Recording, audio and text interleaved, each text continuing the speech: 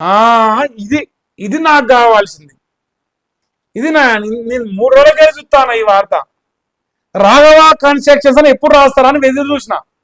Raghava constructions, Raghava construction అంటే మీరు ఇట్లా ఓరి గచ్చిబౌలికి వెళ్ళి కాజాగూడ మెదిపట్ట రోడ్డుకు పోతే కాజాగూడ కాడ పెద్ద బిల్డింగ్ ఉంటుంది, 45 ఫ్లోర్లు ఉంటుంది, 40 ఫ్లోర్లు పైన ఉంది, కన్స్ట్రక్షన్ అవుతుంది.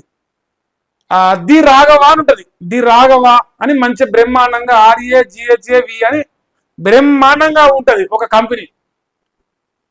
ఆ కంపెనీ ఎవరిదనేది మీకు చెప్తా, నేను ఒక 2 నిమిషాలు అక్కడ చెప్తా. కబ్జా వెనుక కుట్ర, రాఘవ కన్స్ట్రక్షన్స్. బాధితుల ఫిర్యాదుపై గచ్చిబౌలి పోలీసుల FIR అయ్యింది. ఇగో బాంబులు నా మీద పడ్డాయా లేకుంటే ఆ రాసినోళ్ళ మీద పడ్డాయా డెఫినెట్ గా తేలుద్ది. నా కొడుకు ఎటువంటి వ్యాపారం చేస్తాడు ఏమిటనేది నిదానంగా నిలకడ మీద తెలుస్తుంది. నా కొడుకు నేనేం చెప్పినా నా కొడుకుని అంటారా మీరు? నా కొడుకు బౌన్సర్లను పెడతాడు, కొడతాడు, సంపద అవసరం అయితే నా కొడుకు అంటారా అని చెప్పేసి ఒక ఆయన అంటుండ బాంబులేటి.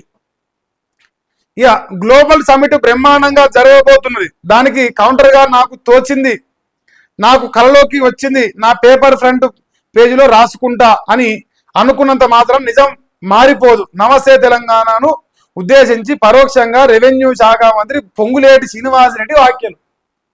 బాంబులేటి మరి FIR ఎందుకు అయిందే గచ్చిబౌలి పోలీస్ స్టేషన్లా? అడుగుదామా? ఎఫ్ఐఆర్ అయిందా? ఎందుకు అయింది? అసలు ఏ రకంగా చేసిన తెలుసుకుందామా? బాంబులేటి మంత్రి గారు కదా మీరు, తెలుసుకునే తప్పేం లేదు కదా. కడిగిన ముత్యమే నువ్వు, ఇంకో మామూలు కడిగిన ముత్యం కాదు. బాధితురాలు పల్లవీష ఫిర్యాదు మేరకు రాఘవ కన్స్ట్రక్షన్ బిల్డర్ తో పాటు మరికొందరిపై గచ్చిబౌలి పోలీసులు నమోదు చేసిన FIR కాపీ బొమ్మేసిడ. FIR కాపీ బొమ్మేసాడు. రాఘవ గచ్చిబౌలి PS ఇప్పుడు నేను కాచి 2 కిలోమీటర్లే. మా సార్ ఇస్తే బాగుంది, మరి నాకు కూడా FIR కాపీ నేను కూడా పెడదాను. అబ్బా, రాఘవ కన్స్ట్రక్షన్ ఏ తప్పు చేయలే, కడిగిన ముత్యం. అది నిచ్చనాకుడు అప్పట్లో ఎప్పుడు కడిగిన ముత్యం, పొంగులేటి శిరణ కడిగిన ముత్యం లెక్క వస్తాడు. ఇప్పుడు రాఘవ కన్స్ట్రక్షన్స్ పొంగులేటి శిరణ కొడుకుది. ఆయన గారే గండిపేటకు పోయి బెదిరించి అదిచ్చి భూమి మీద చెప్తే ఆమె పోయి కేసు పెట్టింది గచ్చిబౌలి PS లా. కొడుకు మీద కేసు అయింది. అన్న అంటాడు నా కొడుకు కడిగిన ముత్యం అంటాడు. నేను కడిగిన ముత్యమే, నా కొడుకు కడిగిన ముత్యమే. వాషింగ్ పౌడర్ నిర్మా అని తండ్రి కొడుకులు ఒకరికొకరు సర్టిఫికేట్ ఇస్తారు. ఇక మీరెంత సక్కమైనలో ఇక వెల్లిమెల తాండాకు పోతే చెప్తారు. 7 దోషిట్ల మన్నెత్తిపోస్తారు అడిగిపోతే మిమ్మల్ని. ఇప్పుడు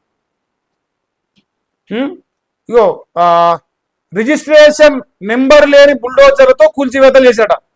భూ ఆక్రమణ సెక్షన్ కింద పోలీసులు కేసు నమోదు చేశాట. నమస్తే తెలంగాణ వద్ద FIR కాపీ ప్రతులు ఉన్నాయట. వట్టినాగులపల్లి కబ్జా నిజం నిప్పుల వ్యాపిస్తుంటే నిజం నిలకడ మీద అంటూ పొంగులేటి బుకాయిత్తుండు. వచ్చినాగులపల్లి అయితే ఏంది, ఇటు పోతే వెలిమల తాండా అయితే ఏంది, గిడ నినమాకం అన్న 2000 కోట్ల విలువ చేసే భూమి కాజాగూడ నుంచి నానగ్రామం కూడా పైన పొంగులేటి శ్రీరన్న మంత్రులు వాళ్ళ కాంగ్రెస్ పార్టీ ఎమ్మెల్యేలు పోయి కోర్టు కేసులు. పొంగులేటి శ్రీరన్న భూములు మిగతాండని వాళ్ళ కాంగ్రెస్ పార్టీలే. అనురు రెడ్డి వేసిరు, ఆయనతో పాటు ఇంకో 3 ఎమ్మెల్యేలు వేసిరు.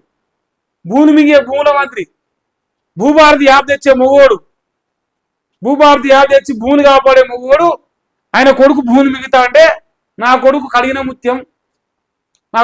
ముత్యం లెక్క వాషింగ్ పౌడర్ నిర్మా అవుతా అని అంటుండు. మరి పీకనీక రిజిస్ట్రేషన్ లేని బండ్లు వేసుకపోయారా, మరి పీకనీక FIR అయిందంటే సమానం ఉండదు. రాఘవ కన్స్ట్రక్షన్స్ 50 ఫ్లోర్లు ఉంటుంది అక్కడ. మామూలు అనుకుంటున్నారా మీరు మా అన్న అంటే? నెంబర్ 2 ఎట్లుంటే నెంబర్ 1 ఇంకెట్లుంటే ఆలోచించుకోరు. అక్కడ మా కొండలరెడ్డి తిరుపతి రెడ్డి తెలంగాణ ప్రజా పరిపాలన పండుగ చేయరు. ఇప్పుడు ప్రజాపాలన పండుగ ఇప్పుడు ఏమైనా చేయమనాలి, ఈ FIR కేసు పెట్టినామని చేయమనాలి, తప్పేం లేదు. అదొక ముచ్చట. ఇక ప్రశాంత రాజ్యంలో అశాంతి తాండవం ఆడుతుంట. 2 ఏళ్లుగా గాడి తప్పిన లాండ్ ఆర్డర్. తెలంగాణలో నానాటికి పెరిగిపోతున్న నేరాలు, వైట్ కాలర్ క్రైమ్స్ కు అడ్డాగా మారిన రాష్ట్రం. అవినీతిలో పోటీ పడుతున్న పోలీసు శాఖ అవినీతిలో అక్రమ కేసులు పెట్టుట్లో కూడా దొంగ కేసులు లంగ కేసులు ఎమ్మెల్యేలు ఎంపీల మాటలు పట్టుకొని అటువంటి కేసులు పెట్టుట్లో కూడా మరి వాళ్ళు పిహెచ్డి చేసిరు. ఇప్పుడు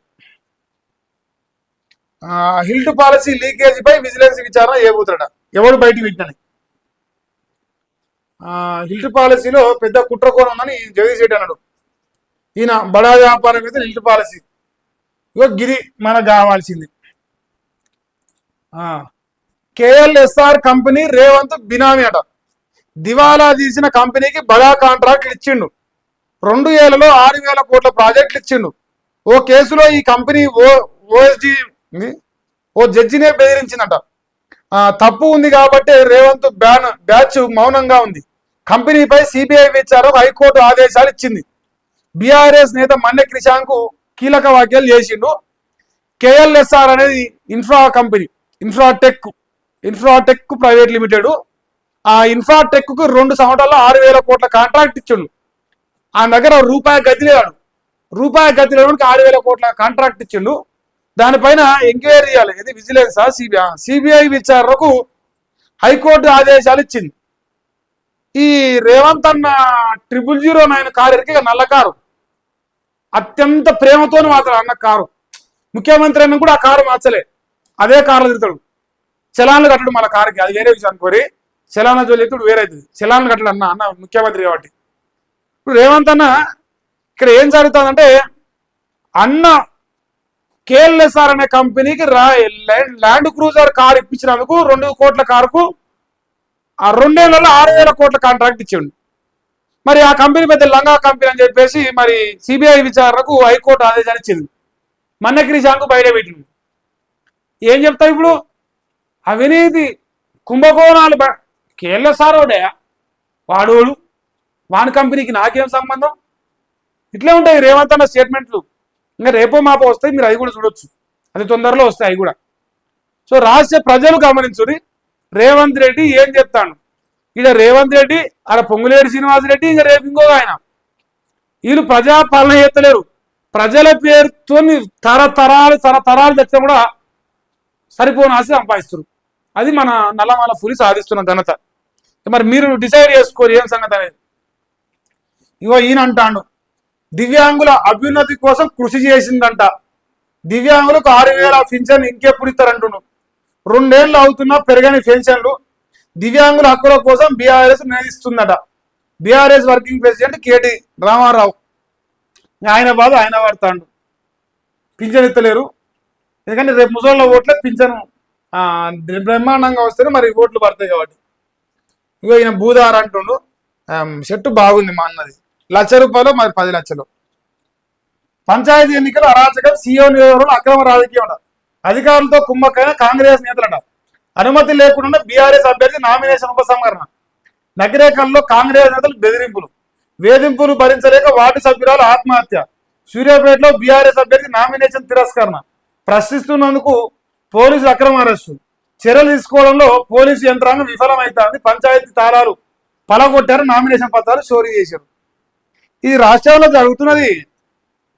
అధికారులు అంటే ఎవరో కాదు, మన ప్రభుత్వంలో ఉన్న వాళ్ళు ఇప్పుడు అంతా ఎలక్షన్ కమిషన్ పనిచేస్తారు ఇప్పుడు 4 రోజులకి అంతే. అందుకే రేవంత్ తనకు అనుకూలంగా అంతా అలుతురు. నామినేషన్లు కొన్ని క్యాన్సల్ చేస్తురు, అట్ట ఇట్ట అన్ని రకాలు చేసి లాస్ట్కి కాంగ్రెస్ లో నిలబడ్డ కార్యకర్తలు గెలిపించాలి సర్పంచ్లుగా.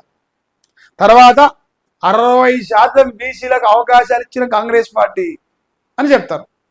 అలా చెప్పడానికి మనం ఎదురుండాలి, తప్పదు. మనం చేయగలిగే ఇప్పుడు ఏం లేదు. ఎవడయ్యాకు వినను, ఊర్లు కొనేస్తా, 200 కోట్లైనా పెడతా. నేను చెప్పినోడు నామినేషన్ వేయాలి. మనం ఖర్చు పెట్టినట్టు వాళ్ళేం పెడతారు? కాంగ్రెస్ నేతకు ధమ్కి ఇచ్చిన మైనంపల్లి హనుమంత్ అన్న ఏమన్నా తెలుసా? ఎవనయ్యాకిన నేను ఊరనే కొనేస్తా, 200 కోట్లు పెడతా. మయ్య జాగిరి ఉందాడా? ఇంకా 200 కోట్లు పెడితే ఎమ్మెల్యే అవుతా. తర్వాత మొత్తం అది ఇంకా 3 ఏళ్ళు ఉందన్న. నామినేషన్ విత్డ్రా చేసుకోమన్నా, నామినేషన్ వెనక తీసుకొని ఏదో చేసిండు. ఒక ఫోన్ కాల్ నిన్న ఆడియో వైరల్ అవుతుంది. పొంగులేటి సీనన్న, మైనంపల్లి హనుమంత్ అన్న, రేవంత్ అన్న ఇంకే అంటుండ్రు. రోజు కూడా ఒక్కొక్క లంగా పని చేస్తారు. ఒక్క కూడా ప్రజల కోసం, ప్రజలకు ఈ మంచి పని చేసిరాయా అని చెప్పడానికి ఒకటి అనిపిస్తలేదు. ఒక్కరు కూడా చూద్దామన్నా జలడ పెట్టినా దొరకలేదు. వాళ్ళ సోకులు, వాళ్ళ తిట్లకాలు, వాళ్ళ తిట్ల దండకం, వాళ్ళ పంపకాలు అలానే బిజుగురు. ప్రజలకు పోయి పట్టించుకునే ఆలోచన వాళ్ళకి లేదు. ఇక వచ్చినట్టు కూడా కనిపించలేదుగా.